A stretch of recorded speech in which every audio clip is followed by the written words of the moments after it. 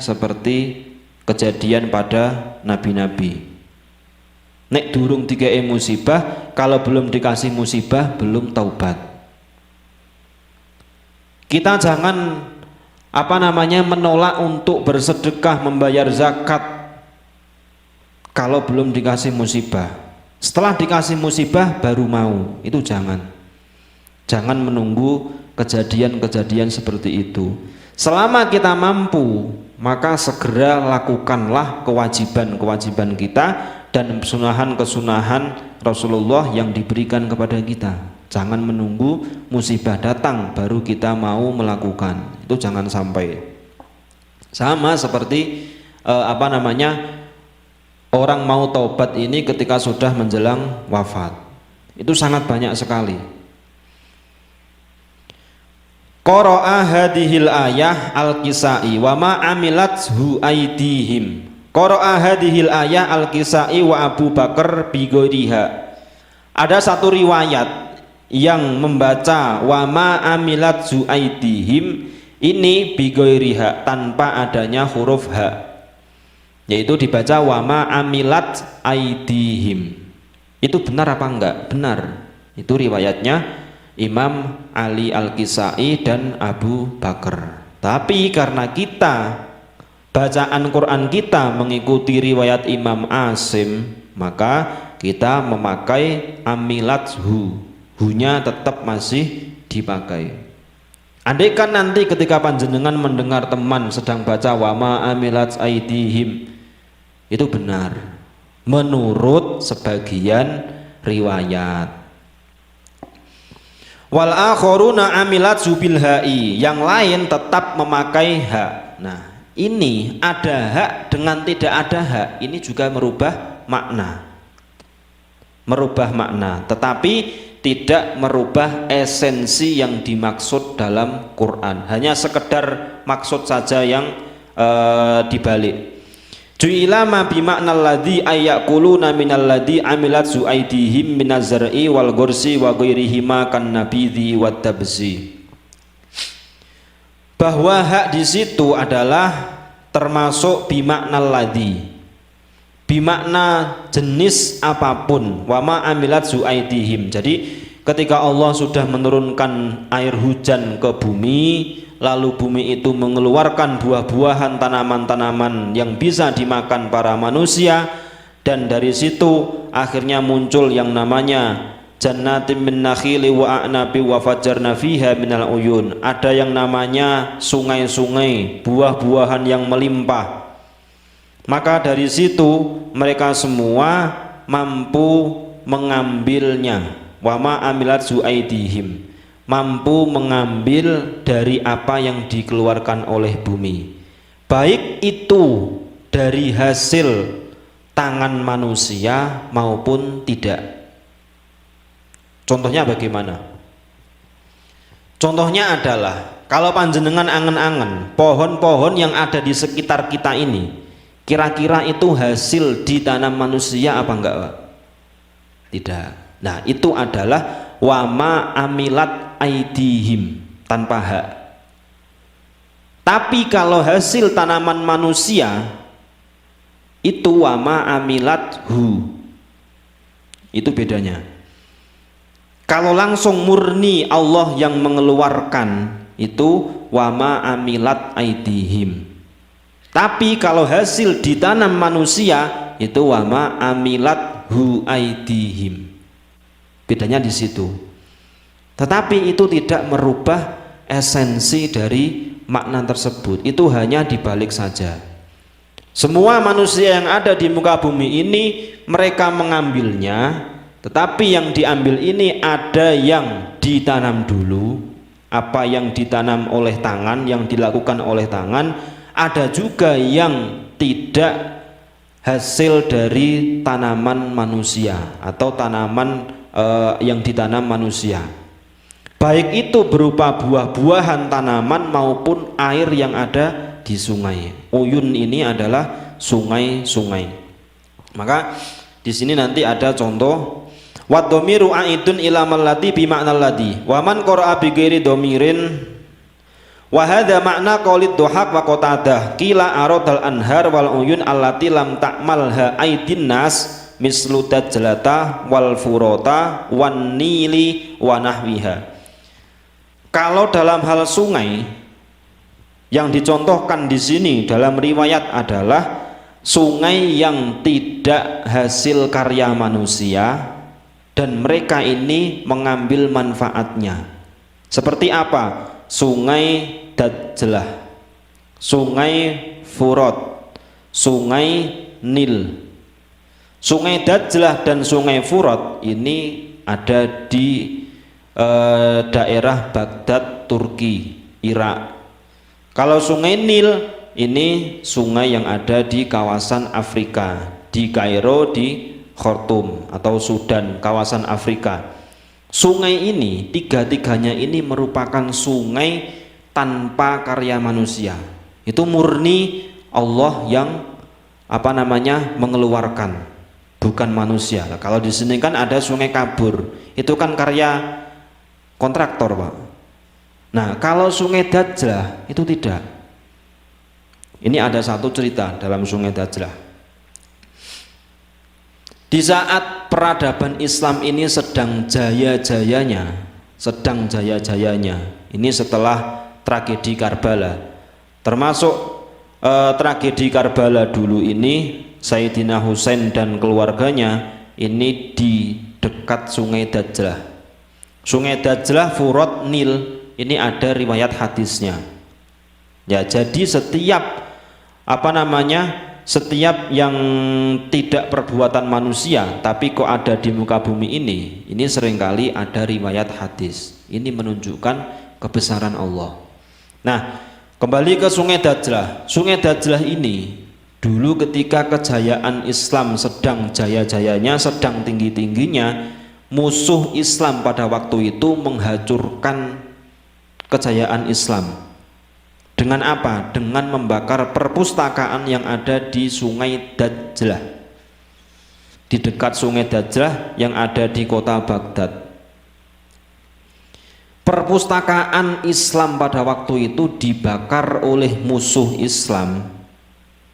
Dalam riwayat di situ ketika dibakar 40 hari 40 malam itu belum padam apinya. Itu sungai perpustakaan yang ada di Baghdad, perpustakaan terbesar di dunia waktu itu. Islam diserang oleh musuhnya, kemudian dengan membakar buku-buku, dokumen-dokumen Islam pada waktu itu yang ada di perpustakaan kota Baghdad, maka ketika sudah dibakar, begitu juga manusia pada waktu itu dibantai habis-habisan, dibunuh habis-habisan. Dalam satu riwayat diceritakan yang meninggal sekitar hampir 1 juta manusia. Hampir 1 juta manusia. Darah dari orang-orang yang dibantai pada waktu itu bercampur dengan abu perpustakaan yang dibakar. Kemudian ini ke bawah, tumpah ke sungai Dajlah, sampai air yang ada di sungai Dajlah ini askal. Askal ini maknanya merah kehitaman atau hitam kemerahan. Hitam disebabkan abu perpustakaan yang dibakar selama 40 hari belum padam, dan kemerahan ini adalah darah manusia yang dibunuh pada waktu itu. Maka dalam beberapa kitab ini banyak disebutkan. Ada satu syair yang menceritakan tentang itu. Di dalam kitab Kaukabul Munir, seingat saya, ada di kitab Kaukabul Munir karya Ibnu Najjar, ada di kitab Ghoyatul Wusul karya Zakaria Al-Ansori. Bunyinya adalah fama zalatil qotla tamuju dima'uha bidajlata hatta ma'udajlati ashkalu. Fama zalatil qotla, maka pada waktu itu peperangan, bantai-bantaian ini tidak selesai-selesai.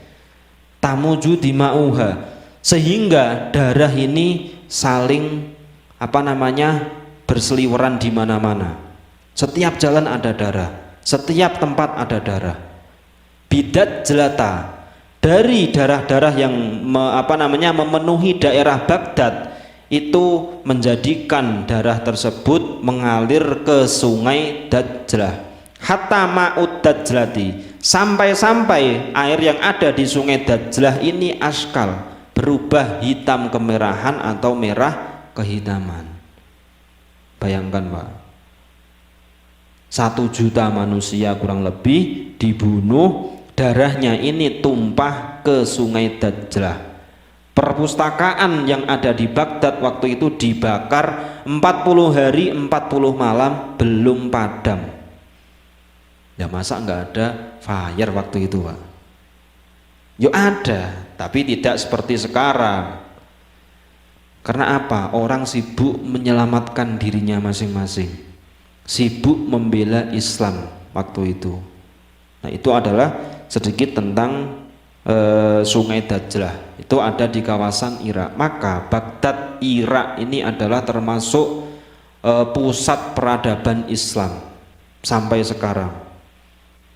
Makamnya Syekh Abdul Qadir ada di Baghdad, makamnya Imam Ghazali ada di Baghdad. Banyak ulama-ulama yang pernah belajar di kota Baghdad.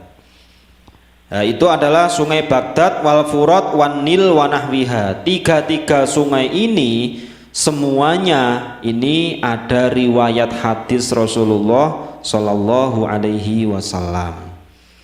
Dari tanda kebesaran itu yang diberikan, yang dipertontonkan kepada kaum kafir Quraisy, bahwa mereka ini duduk berdiri di muka buminya Allah, memakan makanan dari tumbuhan buminya Allah. Apakah mereka masih afala yashkurun? Apakah mereka tidak mau bersyukur? Ya, itu juga kembali kepada kita. Kita di sini kerja kita tidak begitu berat seperti di Jawa. Maksudnya berat ini adalah kalau di Jawa kan panas-panasan, ngangkat semen, ngangkat pasir, ngangkat batu dan seterusnya. Gajinya juga masih tinggi di sini. Di sini makan masih diperhatikan, keselamatan diperhatikan. Maka kembali kepada kita, afala yashkurun, apakah kita masih tidak mau bersyukur? Begitu juga saya pribadi, apakah kita masih tidak mau bersyukur? Caranya syukur bagaimana? Jangan lihat yang ada di atas kita. Jangan melihat orang-orang yang gajinya di atas kita. Entah staf level 1, 2, 3, 4, 5 dan seterusnya. Enggak usah. Tapi lihatlah orang-orang yang ada di kampung kita. Lihatlah orang-orang yang susah untuk cari makan, yang susah cari kerja. Lihatlah mereka yang jualan panas-panasan. Itu caranya kita bersyukur. Jadi kalau kita bersyukur ini, lihat yang di bawah. Nah, analoginya apa? Panjenengan kalau tidur dengan cara dingklok, itu kira-kira kuat lama apa enggak Pak? Bisa kan? 10 menit bisa itu. Tapi kalau kita tidur dengan cara ke atas begini, 1 menit saja itu kadang nggak kuat. Nah maka syukur ini lihat yang di bawah, jangan lihat yang ke atas. Nah, seperti yang dibaca Mas Anas kemarin lusa itu kan, wala tajida aksaruhum syakirin. Summa la'atiyannahum min baini aidihim wa min khalfihim wa an aymanihim wa an syama'ilihim wala tajida aksaruhum syakirin. Allah ini memberikan nikmat kepada kita, min baini aidihim, dari depan, wa min khalfihim, kadang dari belakang, wa an aymanihim, kadang dari kanan kita, wa an syama'ilihim, kadang dari kiri kita. Tapi di situ masih susah untuk bersyukur. Kita semua di sini nih yang susah adalah bersyukur. Bersyukur ini apa? Bersyukur ini adalah menggunakan nikmat yang kita terima sesuai dengan kehendak Allah. Artinya ya dengan sepatutnya kita menggunakan nikmat itu. Misalkan kita mampu beli peci, berarti peci ini ya dipakai. Kita mampu beli Al-Quran, berarti kita baca. Kita diberi gaji oleh perusahaan, berarti gaji itu kita gunakan dengan baik, sesuai dengan aturan-aturan Islam. Tidak boleh digunakan untuk hal-hal yang negatif. Itu caranya bersyukur. Dengan baik ya kita nafkahkan keluarga kita. Kalau masih ada sisa, kita bantu orang-orang yang membutuhkan. Bantu, intinya bantu, bukan masalah besar kecilnya, tapi bantu.